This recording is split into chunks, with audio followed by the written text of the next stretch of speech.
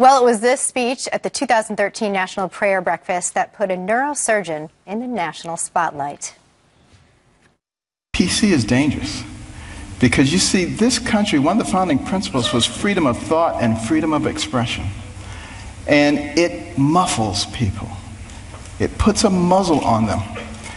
And at the same time, keeps people from discussing important issues while the fabric of their society is being changed.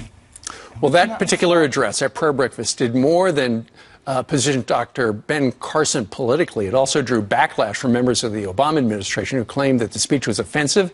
And according to Dr. Ben Carson, who joins us right now with the brand new book, One Nation, 15 minutes after you gave that speech, somebody called you on your phone and said what? I got a call from one of the organizers. They said the White House is very upset, and you need to call the president and you need to apologize. Why? And you said?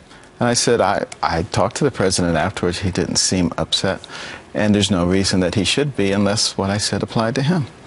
Because what you said applied to America and not him in particular. Exactly. And so you didn't do that. Have you ever heard from the White House since?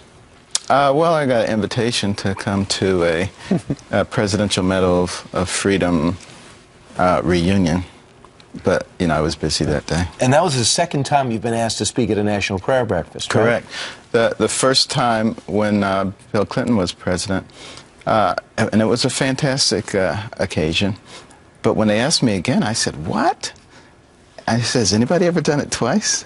And they said, one person has, Billy Graham. I said, whoa. I got to do this. It's a good company. Ready to step it up. I said, I think the good Lord has something he wants me to do. And they asked you for your notes ahead of time. You said, I have no notes. I didn't know what I was going to say until the morning of the prayer breakfast. Wow. So. What do you think about the phrase that's being used to describe you being called the Black Avenger? I think that's a very racist thing for anybody to say. You know, there needs to come a time when people look at people as people. And, you know, what makes a person who they are? Is it the color of their skin or is it their brain?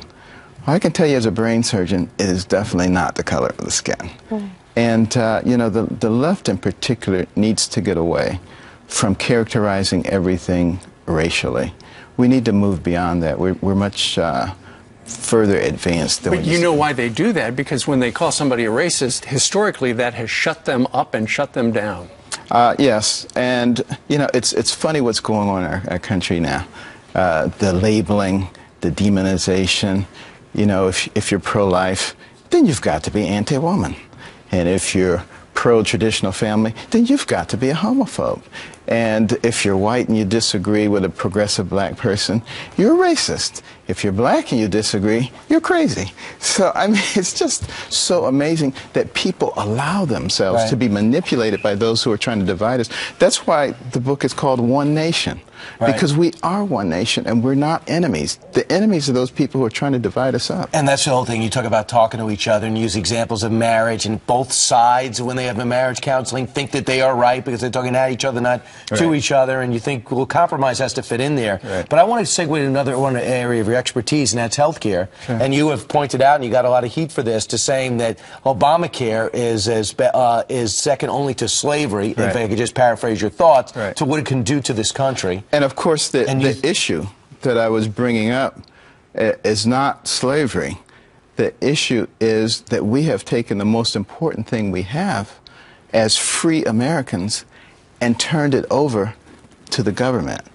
And, you know, you go and look at the neo-Marxist literature and see what they say about that, and the need in order to bring America into a line with everybody else to make the population independent. And you have a plan, because you want people to have health care. People have a... Absolutely, but you have a plan to do it. The other area I wanted to bring up is something you brought up in your book, One Nation, and that is about, it was a year ago, when you were going to speak at Johns Hopkins in your final year as commencement address. They didn't like your stand on traditional marriage. Correct. And there's protests. And you said, okay, get somebody else. And now look at what we have this year. Yeah. Well, you know, basically what's happening is our universities, which are supposed to be the places that encourage free thought and free speech, have moved 180 degrees in the other direction. And a lot of the administrators at these universities are afraid to stand up and oppose the students. So they cave. And the students, that's what they are. They're students. You know, they're immature. You know, you find a lot of these people 20 years later and they say, I can't believe I was acting like that. Right. You know, somebody has got to exercise some leadership here. Well, as it relates to leadership, the VA scandal that we're looking at now, and just veterans not getting the treatment they deserve. Right. Look no further than this to describe how government health care can go.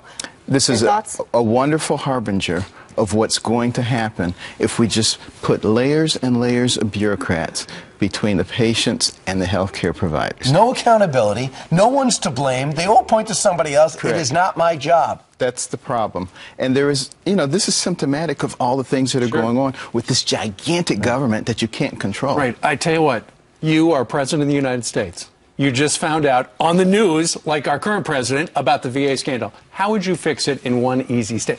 It's not one easy step. Right. What would you start with? Well, there is no one easy step.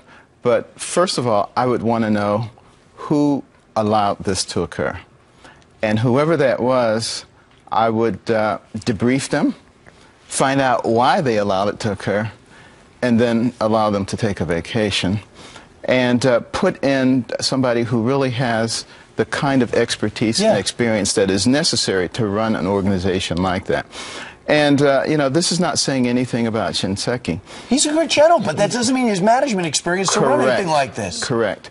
And what people have to understand, even, you know, if he's a great general, what he should have done is surrounded himself with people who knew how to do that kind of thing. It's called One Nation. I got it for free, but you got to go buy it. All right?